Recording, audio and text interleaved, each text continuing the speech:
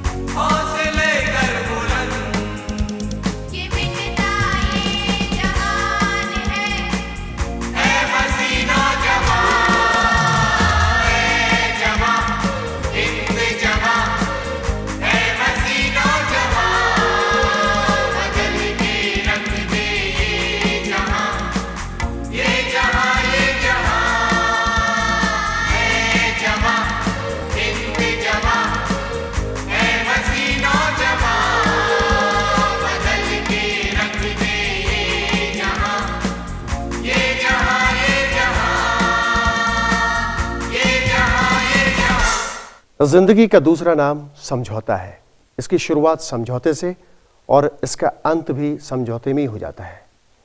जिंदगी हमारे हिसाब से नहीं, बल्कि हमें जिंदगी के हिसाब से चलना पड़ता है। सास का बहू से समझौता, पत्नी का पति से समझौता और पति का अपनी आय से समझौता एक आम सी बात है। अगर समझौता ना हो तो जिंदगी दूभर हो जाएगी और एक आंसुओं का दोना बन जाएगी। किसी कवि की बड़ी सुंदर कल्पना है, उसने लिखा है कि किस किस को दिखाऊं ये आंसुओं का दोना, किस किस को दिखाऊं ये आंसुओं का दोना, ये टूटी हुई खटिया और ये भीगा बिछौना, ये टूटा कनस्तर वो टूटी हुई हंडिया, अब खलने लगा है समझौते का होना। इस संदर्भ में डॉक्टर पी देवदास आपसे कुछ कहना चाहते हैं, आइए सुने डॉक्टर पी देवदास को। मित्रों, एक बार फिर आपसे मुलाकात करने का समय मिला, इसके लिए हम परमेश्वर पिता को धन्यवाद देते हैं। मैं आज आपसे समझौते विषय पर बात करना चाहता हूँ। समझौता हम सब जानते हैं, इसके शाब्दिक अर्थ को जानते हैं, इसके व्यवहारिक अर्थ को भी हम जानते हैं। कोर्ट में केसेस चलते रहते हैं, सालों चल रहे हैं, पेशी बढ़ते जा रही, पेशी पे पेशी बढ़ती जा रही, और आखिरी में होता भी है तो कैसे मालूम, बोलते हैं कि समझौता हो गया, दोनों पक्षों को बुलाया, समझौता हो गया, झगड़ा खत्म हो गया। मतलब लड़ाई हुई, एक दूसरे को देख नहीं सकते थे, सह नहीं सकते थे, मिल नहीं सकते थे, बात नहीं कर सकते थे, अब सब ठीक हो गया क्योंकि समझौता हो गया। वैसे ही पति पत्नी झगड़े हुए, कई होते ही है घर में, ऐसे कोई घर नहीं जहाँ झगड़े नहीं होते, दोनों में खटपिट हुआ और बहुत यहाँ तक कि डाइवोर्स वगैरह की बातें होने लगती है। लेकिन यदि कोई बीच में आके, कोई अच्छे बुजुर्ग लोग, समाज के लोग या पादरी या प्रचारक या गुरु आके यदि बातचीत करते हैं, दोनों को समझाते हैं, तो दोनों राजी हो जाते हैं। जिसको बोलते हैं क्या हुआ भैया, तो बोले सब झगड़ा खत्म हो गया भैया, समझौता हो गया। समझौता जो है एक चीज, दो चीजों को जोड़ने वाला है, और ये समझौता के लिए एक तीसरे आदमी, एक पक्ष की जरूरत पड़ती है। चाहे वो न्यायालय हो, चाहे वो आपका धर्मगुरु हो, चाहे आपके बुजुर्ग हो या कोई प्रतिष्ठित व्यक्ति हो, कोई बीच में आया तो बात बन गई, समझौता हो गया। याद रखना, वैसे ही जब हम पापी थे, हम पाप में डूबे हुए, हमारे लिए कोई रास्ता नहीं सुधरने का, न स्वर्ग जाने का तो सोच भी नहीं सकते। परमेश्वर पिता वहां है जो हमको ले भी नहीं जा सकता, क्योंकि हमारे अंदर में गुनाह है, और वो उसके सिद्धांत के खिलाफ है कि एक गुनहगार को ले जाके स्वर्ग में नहीं टिका सकता जब तक कि उसका शुद्धिकरण ना हो जाए। इसके लिए एक बिचवैये की जरूरत है, वो है प्रभु यीशु मसीह, जिसने हमारे और पिता के बीच में एक समझौता करा दिया। अब जो झगड़ा था खत्म हो गया, नहीं देखने वाली परिस्थिति खत्म हो गई, ना छू सकने वाली परिस्थिति खत्म हो गई, अब प्यार मोहब्बत आ गया, क्योंकि फिर हम एक हो गए। किसके माध्यम से? प्रभु यीशु मसीह के माध्यम से। ये तो समझौता का एक अच्छा पहलू हुआ। व्यवहारिक रूप से हम अपने बोलचाल में या व्यवहारिक जीवन में हम देखें, समझौता कई प्रकार के बुरे चीजों को भी लेके आता है। जैसे अब बताने की क्या जरूरत है, हम सबको मालूम है, तो भी मैं बताता हूं, सुनो। कि जैसे घूस लिया, बुरी चीजें सबको मालूम है, लेगा तो भी छुप छुप के लेगा, खुल्लम खुल्लम नहीं ले सकता। कानून के विरुद्ध है, विवेक के विरुद्ध है, धर्म के विरुद्ध है, और एक मनुष्य के लिए अच्छी बात नहीं है कि घूस लेके काम करे। लेकिन घूस लेने के बाद क्या बोलते सुना लोगों को, मैंने मालूम, कहा कि इनाम लिए भैया, उसका काम हो गया, उसने एक टोकन दी, एक गिफ्ट दिया, हमने ले लिया, इसमें क्या बुराई, मिठाई खिला दिया, खाना खिला दिया, पैसा दे दिया। ऐसे करके हम एक समझौता किए। ये समझौता जो है मेरे अजीजों, मेरे मित्रों, खतरनाक है, जो कि हमारे जीवन को खोखला कर देता है। ये क्या करता मालूम? पहले तो हम अपने आप से बड़े मुश्किल से समझौता कर पाते हैं। अब जैसे मान लो आपके घर में कोई, मैं आया, 100 का नोट रखा, कोई देख नहीं रहा, उठा के पॉकेट में रख लिया, कैसे लगेगा? हाथ कपेगा, दिल में कंपन होगा, पसीना छूट जाएगा, एयर कंडीशन में भी बैठो तो पसीना छूट जाएगा, नर्वस हो जाएंगे। एक बार हुआ, दोबारा थोड़ा कम, तीबारा थोड़ा कम, उसके बाद फिर डकैती भी कर ले तो खुश रहेगा, कोई हलचल नहीं होगा, क्योंकि शून्य हो गए, सेंसेशन खत्म हो गया, म्यून हो गए। ये समझौता जो है हमारे जीवन के लिए बहुत खतरनाक है, क्योंकि ऐसे समझौते से हमारा कोई फायदा नहीं हो सकता, हमारा चाल चलन नहीं सुधर सकता, हमारा चरित्र नहीं बन सकता। यदि हमारे देश को बनाना है, हमारे समाज को बनाना है, हमारे अपचरित्र को बनाना है, तो याद रखना मेरे भाई, इस प्रकार के गलत समझौते को मत करना। लेकिन एक समझौता मैं आपको जो बताया, यीशु मसीह ने जो मेरे और पिता के बीच में, हमारे और उसके बीच में जो फासला था, जो दूरी था, उसको पूरा किया, एक समझौता कराया, ताकि हम उसके विश्वास पात्र रहे और उसके स्वर्ग में जा सके। इसको एक तरह से मैं कहूं, ये समझौता देखिए कैसे, गेहजी नाम का एक व्यक्ति है, पुराने नियम में लिखा हुआ एक कहानी, एक घटना। पुराने नियम का जो है एक राजा था, का सेनापति था, उसको कोढ़ था, उसका कोढ़ कैसे ठीक होगा? उसके घर में जो छोटी सर्वेंट लड़की थी वो बोली गुरु यदि जाएगा वहां, एलीशा के पास एक गुरु है वहां पर, धर्म गुरु, वो जो भविष्यवक्ता है उसके पास जाएगा तो ठीक हो जाएगा। तो वो गया तो बोले जाओ तुम वहां नदी में डुबकी लगाओ। वो डुबकी लगाया, ठीक हो गया। खैर जो भी मैं घटना आपको बता रहा हूं, ठीक हो जाने के बाद वो कुछ देना चाहा तो गुरु ने नहीं लिया, तो चले जा रहा। अब नौकर वहां जो गहेजी करके नाम जिसका है वो देखा और उसके अंदर में आ गई लालच, और उसने क्या किया, जाके मैं ले लूंगा तो क्या बुरा भाई, इतना तो काम करते हो तो देने को तैयार है, ये ले नहीं रहा, मैं ले लेता हूं, कुछ अच्छा काम करूंगा, कुछ में लगाऊंगा या कुछ खर्च करूंगा, कुछ ऐश करूंगा, कुछ भी सोचा हो। लेकिन उसके अंदर में आई और उसने अपने आप में समझौता किया कि मैं ले सकता हूं, लेने में कोई गलती नहीं है। भागा उसके पीछे और जाके चांदी और कपड़े मांगा, जितना मांगा उससे डबल देने को तैयार हुआ। नामान ने दिया और देने के बाद वो वापस जब आता है, भविष्यवक्ता है, गुरु है, इसको सारी चीजें मालूम हो गई। और उसने क्या किया मालूम?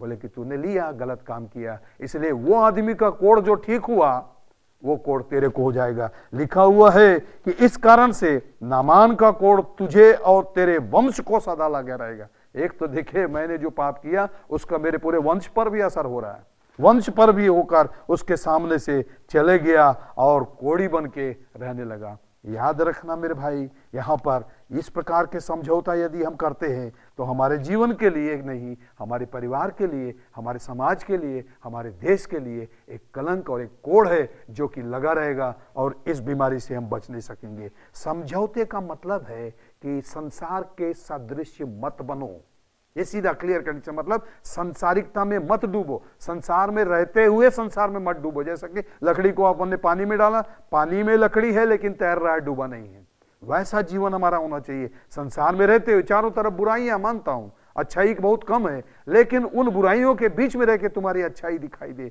यही खुदा हमसे चाहता है, यही। क्योंकि संसार के सदृश मत बनो, क्योंकि बोलता है अपने शरीरों को जीवित और पवित्र करके परमेश्वर को भावता हुआ बलिदान करके चढ़ाओ। मतलब हमारे को हमारे शरीर पर कंट्रोल करना है, इससे कोई समझौता नहीं करना है। इसका मतलब हमारे शरीर की जो गलत चाहते हैं इन पर हमको नियंत्रण करना है। और दूसरा बोलता है हमको अपनी आत्मा को शुद्ध रखना है, आत्मा में किसी प्रकार की कमजोरी नहीं आनी चाहिए। अपन क्या करते हैं, यदि डॉक्टर बोले कि भैया तुम्हारा ऑपरेशन हुआ है कमर का, 2-4 एक्सरसाइज बताएगा, इसको रोज करते रहना नहीं तो फिर वैसा हो जाएगा, तो समय निकाल के मैं रोज करूंगा, वैसा करता हूं, क्योंकि डर है कि फिर वैसा ना हो जाए, फिर वही तकलीफ ना हो जाए, क्योंकि वो तकलीफ सारी याद आती है कि कितना दर्द था, क्या था, कितना पैसा खर्च हुआ। ये सारी चीजों से बचना है तो एक्सरसाइज करो। आत्मा को बचाना है तो इसके लिए भी एक्सरसाइज चाहिए। खुदा से बातचीत करो, उसके सानिध्य में रहो, उसके उपस्थिति में बने रहो और सदा सदा ये सोचते रहना कि खुदा की नजर तुम पर है, कोई गलत समझौता तुम नहीं करना। जैसे देखो एक बच्चा जो है जाके स्कूल में मास्टर के टेबल के नीचे घुस के चॉकलेट खा रहा है, वो वहां से बोले कहाँ है बच्चा, खोजा कहाँ है, तो बोले कि मैं इधर हूं। बोले क्या है, तो बोले कि नहीं ये चोरी का चॉकलेट लाया है, कोई देख ना लेकर के वहां खा रहा है।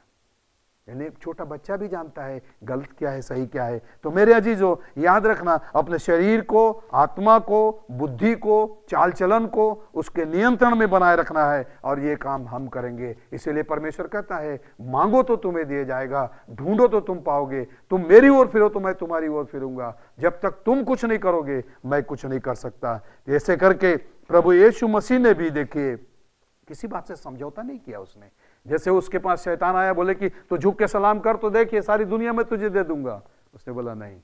और प्रभु यीशु मसीह ने कभी गलत समझौता नहीं किया, न शैतान के सामने झुका, परंतु अपने देह को कुचल कर भी उसने उस सच्चाई पर टिके रहने की कसम खाई और उसके साथ ही हमारे लिए आशीष मिला। उसने कभी भी उसके लिए बाईपास नहीं किया। अय्यूब को पुस्तक में अपन देखते हैं, अय्यूब पे कितनी विपत्तियां आई, उसने कोई गलत समझौता नहीं किया, यीशु मसीह के साथ था। इसीलिए बाइबल में लिखा हुआ है तुम या तो गर्म रहो या ठंडा रहो, कुनकुना मत रहो। और क्या बोलता है मालूम, कि तुम 2 मालिकों की सेवा नहीं कर सकते, शैतान की परमेश्वर की, दोनों की सेवा नहीं कर सकते, किसी एक के तरफ तुमको जाना पड़ेगा। ये चुनना हमको है। और भी लिखा है, याकूब की पुस्तक में लिखा है, एक ही सोते से मीठे और खारे जल का सोता नहीं निकल सकता है। जैसे मैं आपको बताऊं, आम के पेड़ में क्या निकलेगा, आम ही निकलेगा, उसमें भी नहीं निकल सकता है। इसका मतलब यदि मैं बैठ के बोलूं क्या देख रहे हो, तो बोले भी तोड़ूंगा करके देख रहा हूं। बोले कहां पर, आम के पेड़ के नीचे, तो बोलोगे पागल है। जिस पेड़ से जो होगा वही होगा। मेरे अजीजों, इसलिए यीशु मसीह के यदि हम संतान हैं तो हमारे अंदर से अच्छी बातों के लिए ही होगा, क्योंकि यीशु मसीह ने मेरे और परमेश्वर के बीच में एक समझौता करा दिया है, एक कॉन्ट्रैक्ट करा दिया है, एक एग्रीमेंट हो गया है कि ताकि जो कोई विश्वास करे वो नाश नहीं होगा परंतु अनंत जीवन पाए। वही जीवन आप सबों में, हम सबों में, मुझ में, आप में बना रहे, ये मेरी दुआ खुदा से है। आमीन। मुझे ऐसा महसूस होता है कि आपको हमारा कार्यक्रम जरूर पसंद आ रहा होगा। कार्यक्रम से संबंधित अगर आपको और भी जानकारी चाहिए तो आप अपने चर्च से जरूर संपर्क करें। इसी के साथ आप सभी को निर्मल का नमस्कार।